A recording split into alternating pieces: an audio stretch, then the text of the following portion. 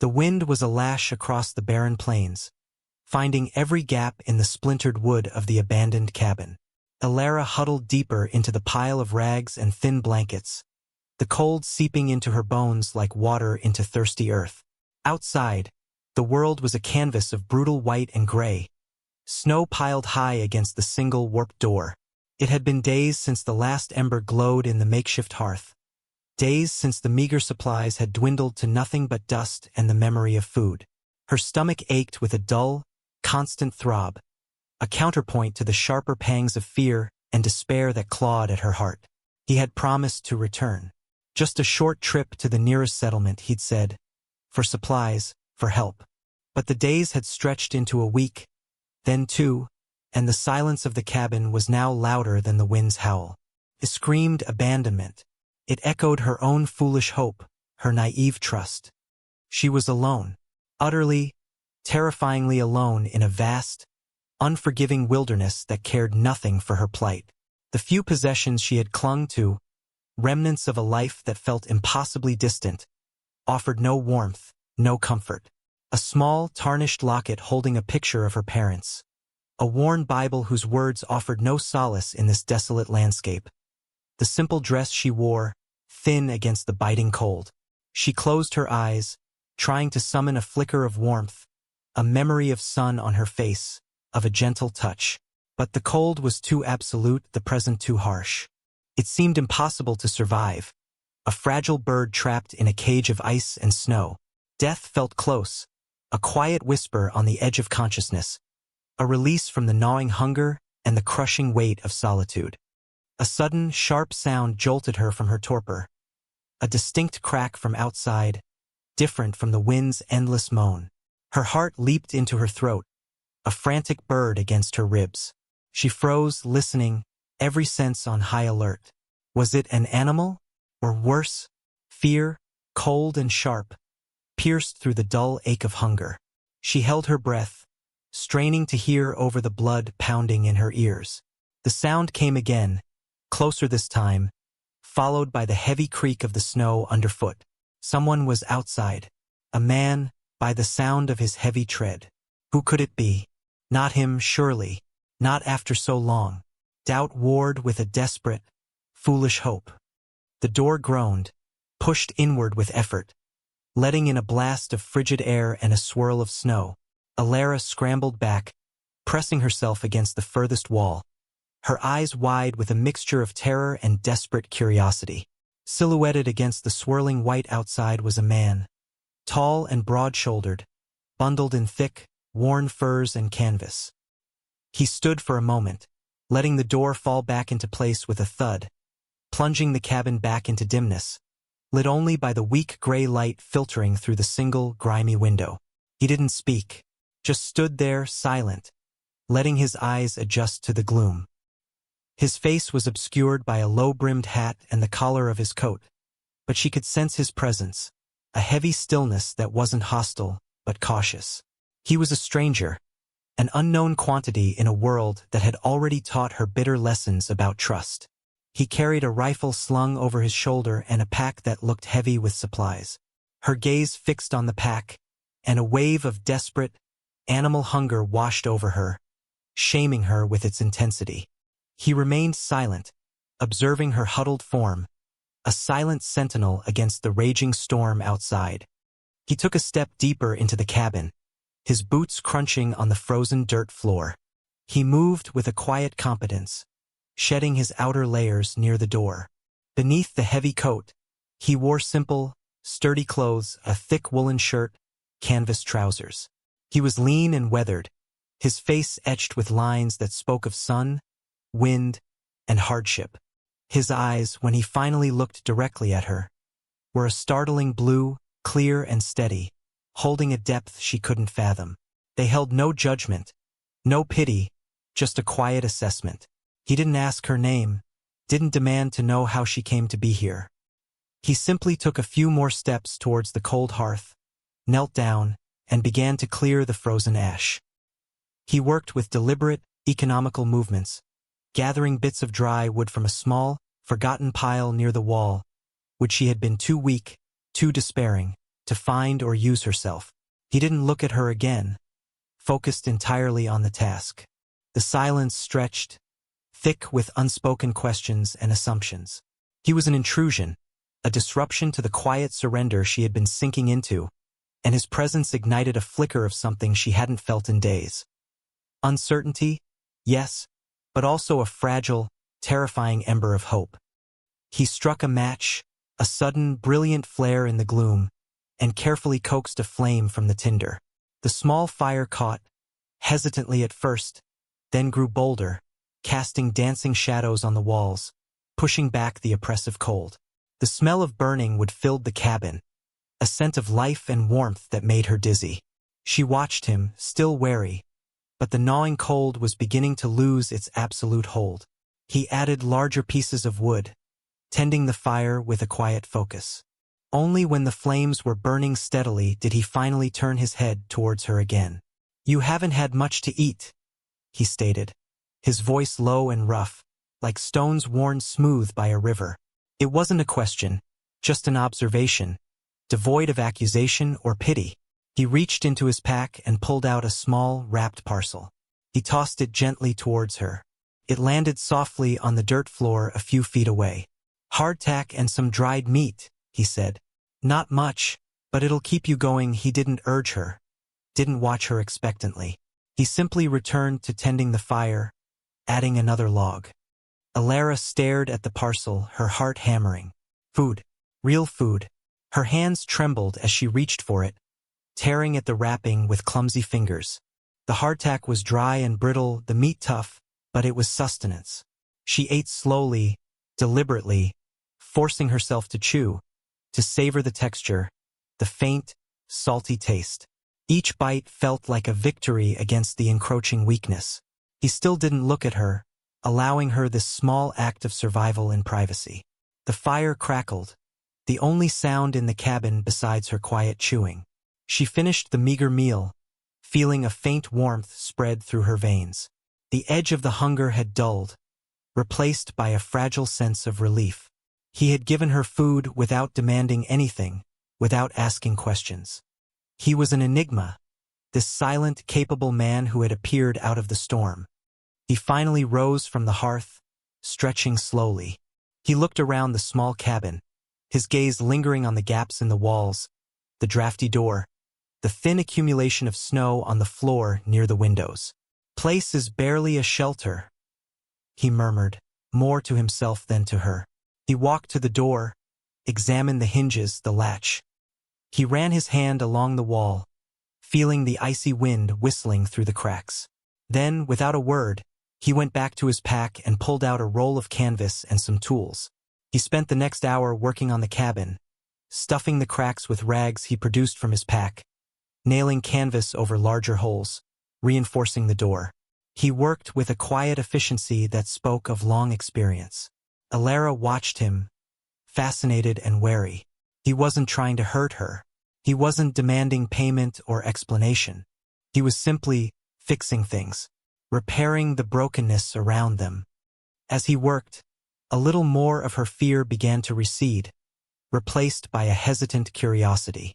Who was this man? Why was he here? He didn't seem like a settler or a trapper. He had the look of someone who belonged on the move, comfortable with solitude and hardship. He finished his work as dusk began to settle, plunging the cabin into deeper shadows outside the firelight's reach. The wind's howl was less piercing now, the drafts significantly reduced. The small space felt warmer, more secure than it had in weeks. He gathered his tools, put away the remaining canvas. He didn't speak. He just sat back down by the fire, leaning against the wall, his knees drawn up, his rifle resting across his lap. The silence returned, but it was different now. Not empty and despairing, but heavy with his presence, with the unspoken connection forged by shared space and quiet actions. Alara hugged her knees, watching him, a myriad of questions swirling in her mind. But she didn't ask them. He had given her warmth and food and shelter. For now, that was enough. Trust was a fragile, foreign concept, but perhaps, just perhaps, it wasn't entirely impossible. The night settled, the fire casting dancing patterns, and she felt, for the first time in a long time, that she might see the dawn. The stranger, John, as he had finally introduced himself with a curt nod the previous evening, remained a man of few words. He woke before dawn, stirred the fire back to life, and silently prepared a simple meal of coffee and dried rations he shared with her. There was no awkward conversation, no probing questions about her past or how she came to be abandoned. He treated her with a quiet respect that was both unsettling and comforting. He didn't look at her with pity, nor with the suspicion she had come to expect from strangers. His eyes were steady, observing the world around him with a calm vigilance.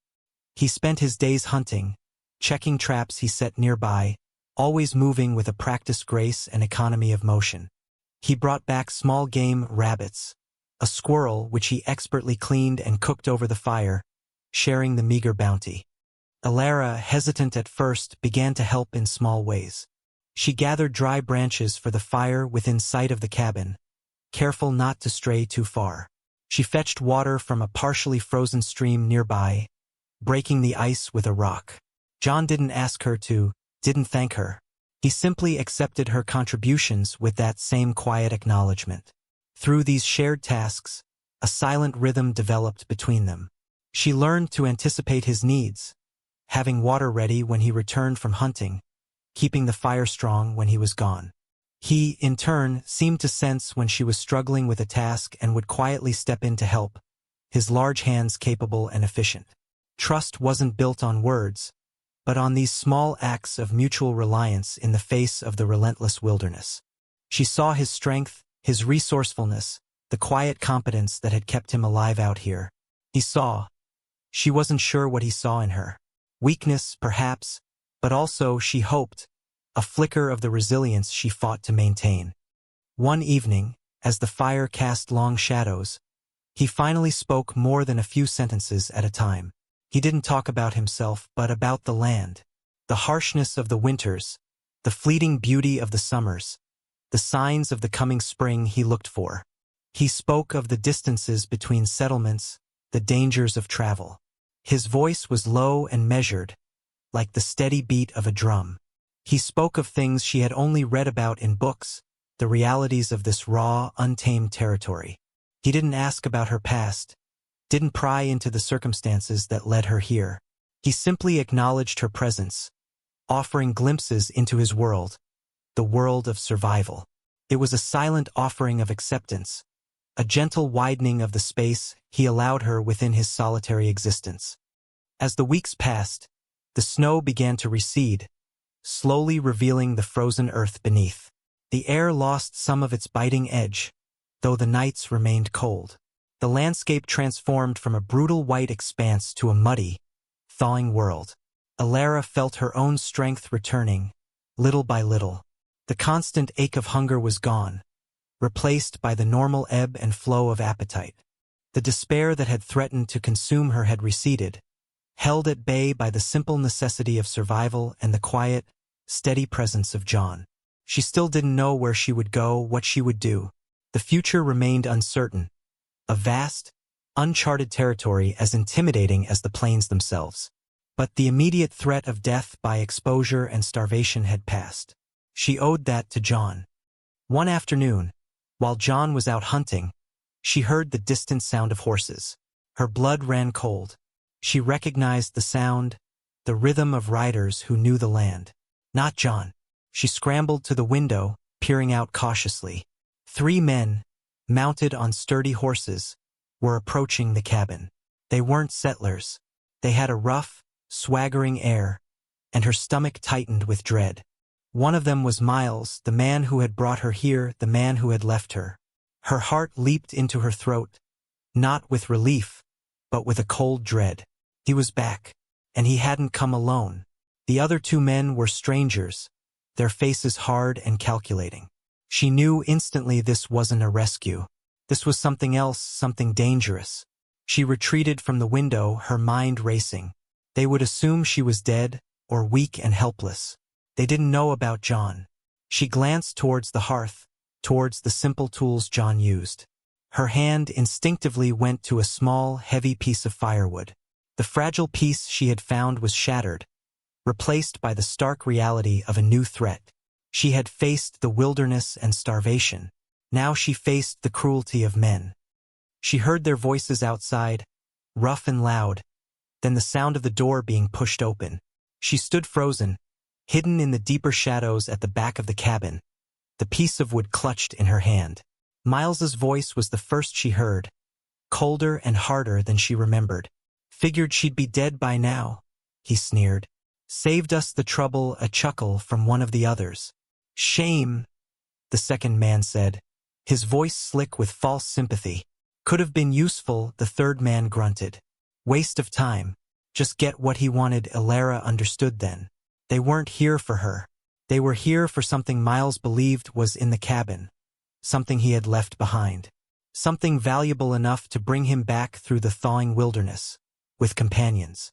The piece of wood felt inadequate, useless against these men. Just as they took a step further into the cabin, their eyes adjusting to the dim light, a voice cut through the air, quiet but carrying the weight of steel. "Hold it right there." John stood in the doorway, having returned silently on moccasined feet. He wasn't carrying his rifle, but a large, wickedly sharp hunting knife was in his hand, held casually at his side. His blue eyes, usually calm, held a dangerous glint.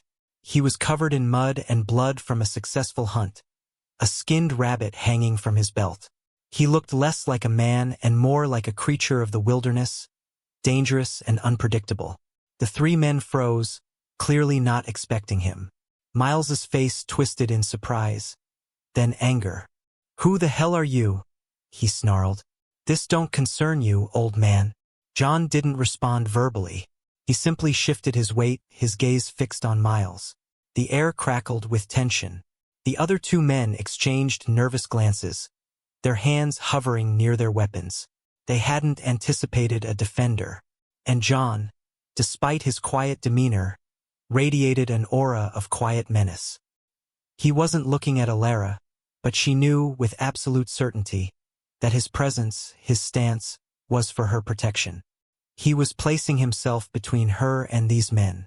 The man who had been left to die, who had given her food and warmth and silent companionship, was now facing down the one who had abandoned her. The injustice of it, the sheer cruelty of Miles's return and his callous assumption of her death, surged through her, stronger than fear. She tightened her grip on the wood. Miles recovered his composure, though his eyes remained narrowed. "Step aside," he ordered. "We got business here." John didn't move. "Your business is with me now," John said, his voice still low, but with an edge that promised violence. The largest of Miles's companions drew a pistol, its barrel glinting dully in the firelight. "You ain't in a position to make demands, old man," he sneered. Before the man could level the weapon, John moved. Not with a rush, but with a swift, economic motion. The hunting knife arced, catching the light. The man cried out, dropping the pistol as blood bloomed on his hand. John didn't pause, stepping into the space between the stunned men. Miles instinctively reached for his own weapon. Chaos erupted. The cabin, so recently a place of quiet survival, became a scene of brutal, close-quarters combat. John fought with a surprising speed and ferocity, using the knife and his hands with practiced skill. The men were bigger, but he was faster, drawing on an animalistic instinct forged by years of living on the edge. Alara watched, paralyzed for only a second. Then the rage that had simmered within her since Miles's return ignited. This wasn't just about John.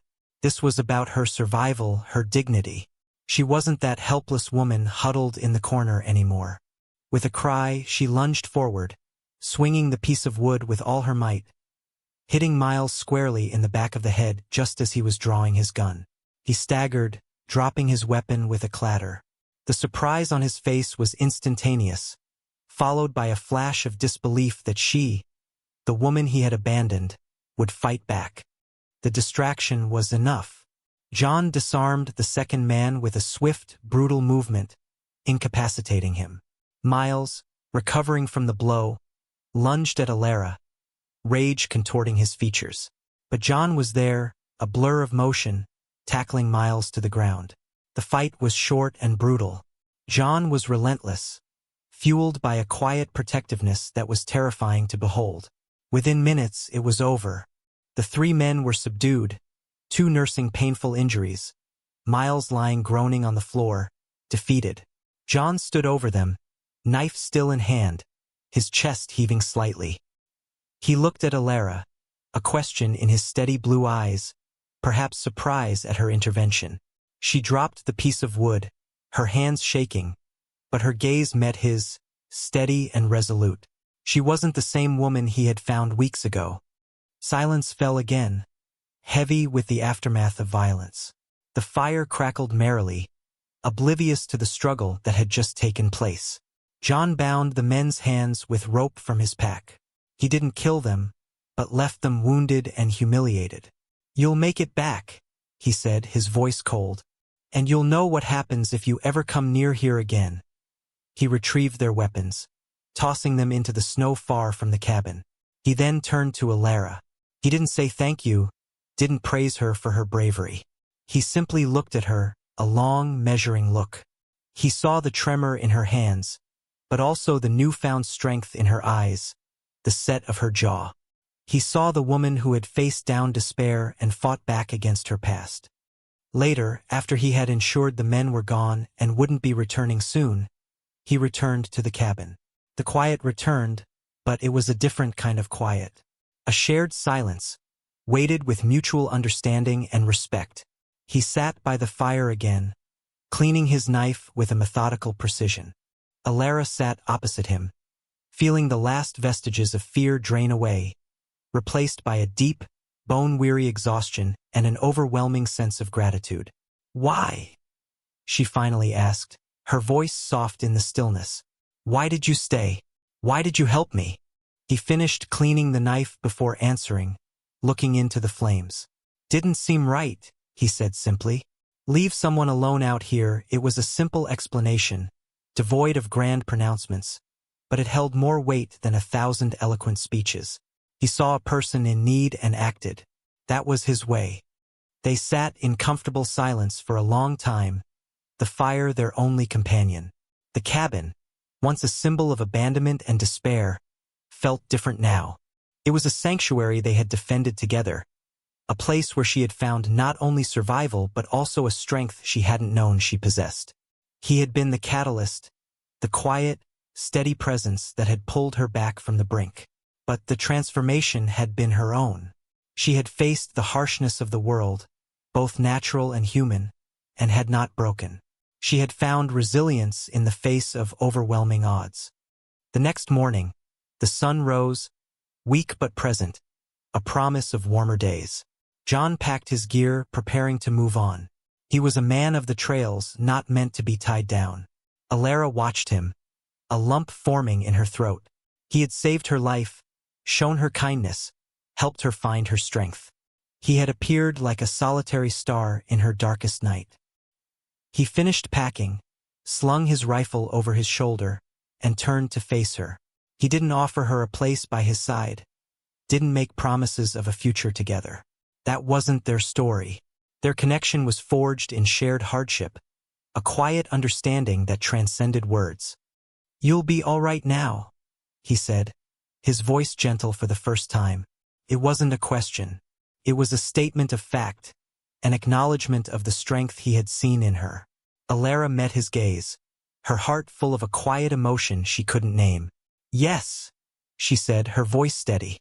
"I'll be all right." The plain still stretched before her, vast and challenging, but she no longer felt utterly alone.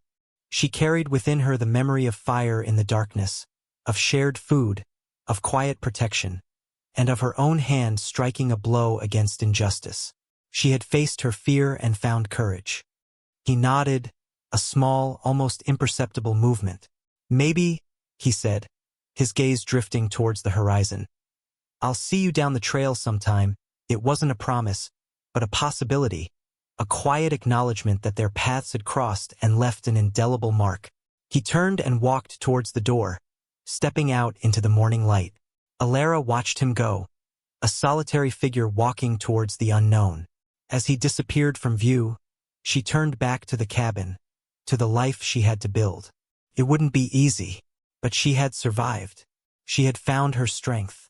And she knew now that even in the most desolate places, hope could take root, and unexpected connections could blossom in the harshest soil. The journey was far from over, but she would face it, not as a victim of circumstances, but as a survivor, resilient and ready for whatever lay ahead.